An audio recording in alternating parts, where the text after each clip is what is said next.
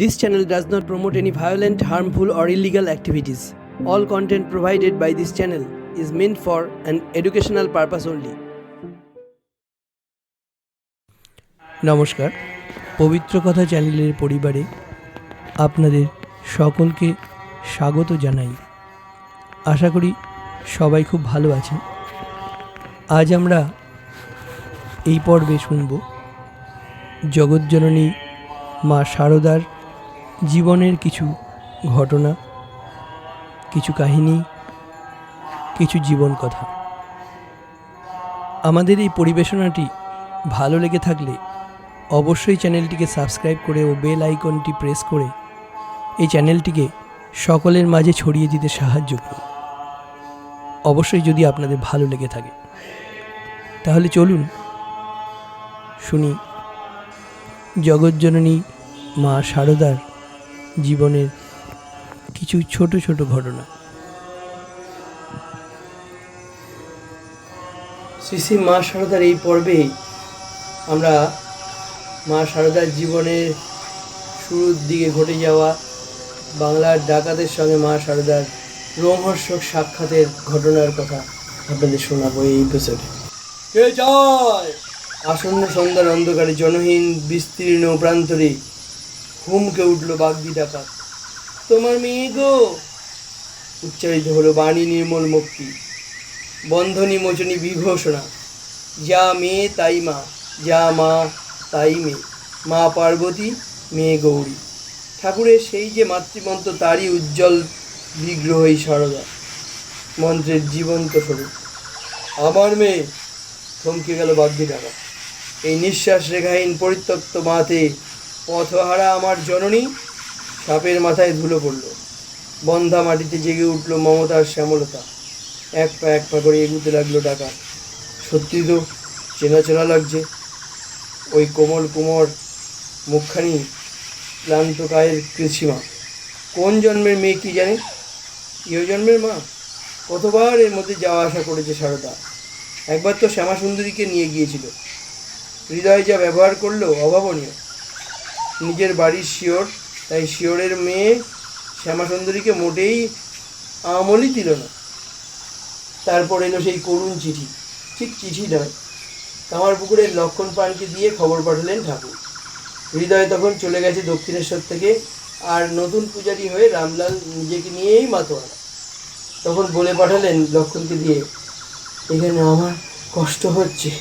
রামলাল মা কালীর পুজুরি হয়ে বামুনের দলে মিশেছে। এখন আর আমাকে তত খোঁজ খবর করে না। তুমি অবশ্যই আসবে। ঝুলি করে হোক, পালকি করে হোক, 10 টাকা লাগুক, 20 টাকা লাগুক, আমি দেব। এক মুহূর্ত দেরি করল না শারদা। পালকি ঝুলিও দ্রুত নয়, যদি পারত পাখি হয়ে উড়ে যেত। এত যাকে প্রয়োজন তাকে আবার সেবার ফিরিয়ে দিলেন নির্বিচারে। সেবার রেল লাইনের ওপর পড়ে গিয়ে হাত ভেঙেছে ঠাকুরের। শারদা এসেছে দক্ষিণেশ্বরে। হিসেব করে দেখলেন শারদার রওনা হওয়ার অল্প পরেই এই দুর্ঘটনা। আরও হিসেব করে দেখলেন যে সময়ে শারদা যাত্রা করেছিল সেটা বৃহস্পতিবারের বারবেলা। তখন বললেন অনুযোগ করে, তুমি বৃহস্পতিবারের বারবেলায় রওনা হয়ে এসেছো বলেই আমার হাত ভেঙেছে। যাও, যাত্রা বদলে এসো। শারদা তক্ষুনি চলে যাওয়ার জন্য প্রস্তুত। ঠাকুরের বোধহয় মায়া হলো একটু। বললেন, আচ্ছা আজ থাকো, কাল যেও। পরদিনই শারদা ফিরে চলল। এক রাত্রি থাকার পর ফিরে চলল যাত্রা বদলে আসতে। কিন্তু সেবারের যাত্রা দুঃসাহসী। সেটা বোধহয় তৃতীয়বারের যাত্রা। ভূষণ মণ্ডলের মা গঙ্গা স্নানে যাচ্ছে, সঙ্গে আরও কজন সহযাত্রী, তাছাড়া লক্ষ্মী আর শিবরাম। শারদা বলল, আমিও যাব। যাওয়া পায়ে হেঁটে। ট্রেন স্টিমারের গল্প নেই কোথাও। পদব্রজেই ব্রজধাম। ভ্রমণ মানে মন্দির প্রদক্ষিণ, গমন মানে তীর্থগমন। কামারপুকুর থেকে আরামবাগ 8 মাইল, তারপরেই তেলোভেলোর মাঠ। সেই মাঠ পেরিয়ে তারকেশ্বর। সেই মাঠ এক নিঃশ্বাসের পথ নয়, প্রায় 10 মাইল। আগে ওই মাঠ তো পেরো, তবে তারকেশ্বরের নাম করো। কেন, সেই মাঠে কি? সেই মাঠে ঠ্যাঙাড়ে ডাকাতের বাসা। ঘাপটি মেরে বসে আছে অন্ধকারে, দরাজ হাতে লুটতরাজ করতে, হেসে হেসে মাথা কাটতে। কখনো আগে হত্যা, পরে লুট। আরও আছে মাইল দুয়েক মাঠ ভেঙেই ডাকাতে কালির থান। চণ্ডমুণ্ড বিখণ্ডিনী বৈরিমর্দিনী রণরামা বলতেই বলে এলোভেলোর ডাকাতে কালী। দেখতে ঘোর দর্শনা, ভয়াল করারা। দেখতে কি, শুধু শুনেই বুকের রক্ত হিম হয়ে যায়। যাত্রীদের প্রবাহের চেষ্টা সন্ধ্যা লাগবার আগেই যাতে পেরোতে পারে এলোভেলো, সেই উদ্দেশ্যে পা চালাচ্ছে প্রাণপণে।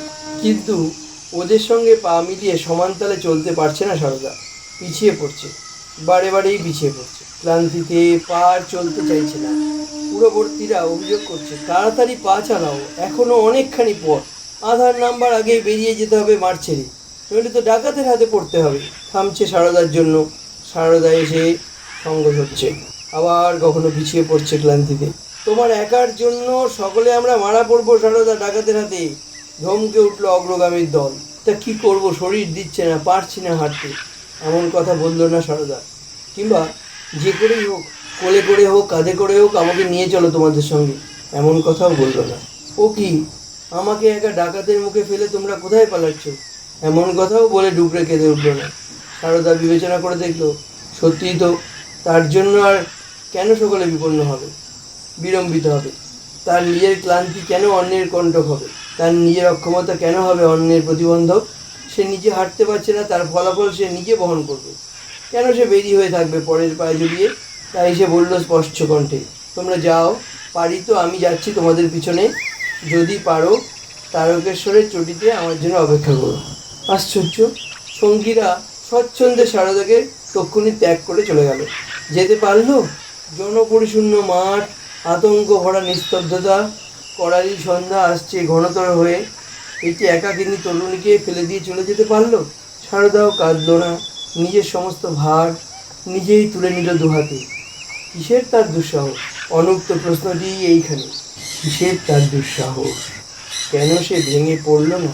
কেন সে সঙ্গীদের হাত টেনে ধরে আটক করলো না? কিসের ভরসায় সে তারকেশ্বরের চটির কথা শোনালো? সারদা জানে কি মন্ত্র সে ধরে, কি অমোঘ মন্ত্র। এই মন্ত্রে পাথর ফেটে দুধ বেরোয়, বন্ধা মৃত্তিকায় ফুল ফোটে। এই মন্ত্র মাতৃমন্ত্র। এই মন্ত্র আমি তোমার মেয়ে, আমি তোমার মা। ঠিক মতো উচ্চারণ করা চাই, মেশানো চাই ঠিক মতো আন্তরিকতার সুর, সরলতার টান। উদ্ধত সাপ ফনা নোয়াবে, উদ্ধত ডাকাত মাথা নোয়াবে। কে যায়? হুমকে উঠল বাগদি ডাকাত। তোমার মেয়ে গো, কোমল করুণ স্বরে উত্তর দিল সারদা। আমার মেয়ে। সমস্ত মাঠ ও আকাশের শূন্যতা একটি অপরূপ কান্নায় ভরে গেল। আমি তোমার মেয়ে, আমি তোমার মা। এই প্রথম কান্না, পরম কান্না। ঢুলি ভাই, বাজনা থামাও, আমি একটু মায়ের কাঁদন শুনি। বিয়ের পর কন্যা চলেছে প্রতি বাসে, বাজনা বাজছে, কিন্তু সমস্ত বাজনার অন্তরালে বাজছে তার মায়ের কান্না। তাই কন্যা বলছে ঢুলিকে, ঢুলি ভাই, বাজনা থামাও, আমাকে আমার মায়ের কান্নাটি শুনতে দাও। স্তব্ধ মাঠে বাগদি ডাকাত শুনল বুঝি সেই জননীর কান্না। লাফ দিয়ে এগিয়ে গেল।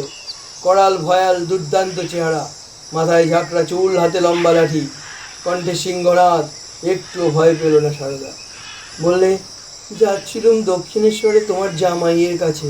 আমার সঙ্গীরা আমায় ফেলে চলে গিয়েছে আগে ভাগে। তুমি যদি এখন আমায় পৌঁছে দিয়েছো। কোথায় জামাই, কি করে? দক্ষিণেশ্বরে রানী রাসমণির কালীবাড়িতে থাকেন। অতি গৃহযাত্রিনী মেয়ের গলা আরও একজন শুনতে পেল, সে বাগদি ডাকাতের বউ। সেও এগিয়ে এলো, পথহারা মেয়েকে পাখা দিয়ে ঢেকে রাখ। আমি তোমার মেয়ে গো। ডাকাত বউয়ের হাত দুটো চেপে ধরল, বলল, আর আমার ভয় কি? আমার বাবা মাকে পেয়েছি, বিপদ আপদ কেটে গিয়েছে। যে রক্ষক সেই ভক্ষক হয়, এ হামেশাই শোনা যায়, কিন্তু যে ভক্ষক সে রক্ষক হয় এই প্রথম দেখা গেল। গায়ের এক ছোট দোকানে নিয়ে গেল সারদাকে। মুড়ি মুড়কি কিনে খাওয়াতে শুরু করলো রাতের মতো। বাগদি বউ নিজের হাতে পেতে দিল বিছানা। ছোট মেয়েকে যেমন ঘুম পাড়ায় তেমনি ঘুম পাড়ালো সস্নেহে।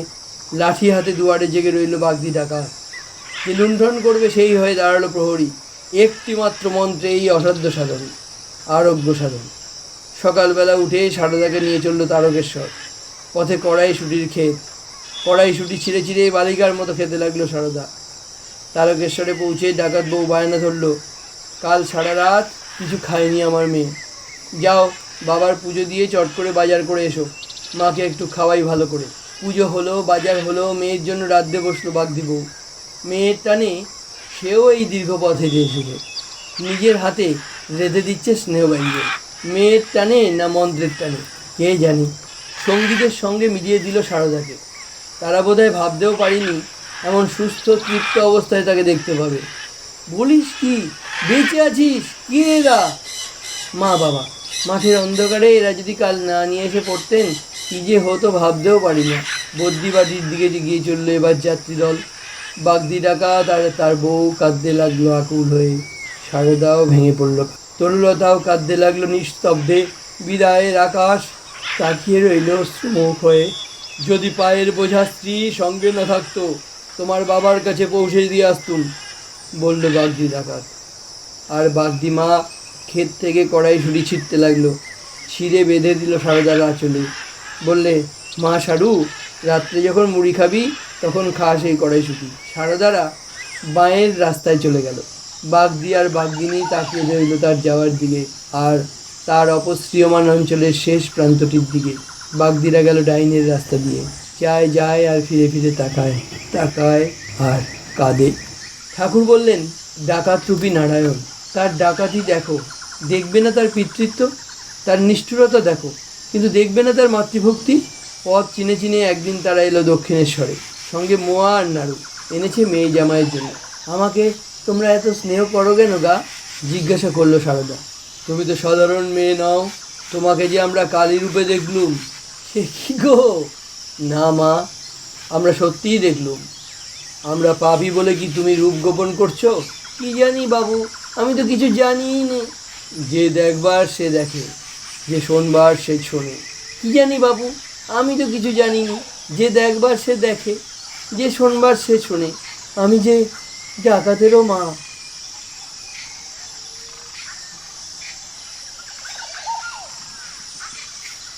আজ আমরা শুনলাম জগজ্জননী মা সারদার জীবনের কিছু কথা এবং কাহিনী। আমাদের এই আয়োজনটি ভালো লেগে থাকলে চ্যানেলটি অবশ্যই সাবস্ক্রাইব করে ও বেল আইকনটিকে ক্লিক করে আমাদের সঙ্গে থাকুন। পরিবার, বন্ধু ও স্বজনদের শেয়ার করুন। বই পড়ুন, ইউটিউবের অন্যান্য চ্যানেলেও গল্প শুনুন। নিজে ভালো থাকুন, সুস্থ থাকুন এবং সবাইকে ভালো রাখুন। গল্পটি শোনার জন্য অনেক অনেক ধন্যবাদ। পরবর্তী পর্বে ফিরে আসছি নতুন কোনো আরও আকর্ষণীয় ঘটনা এবং জীবন কথা নিয়ে। নমস্কার।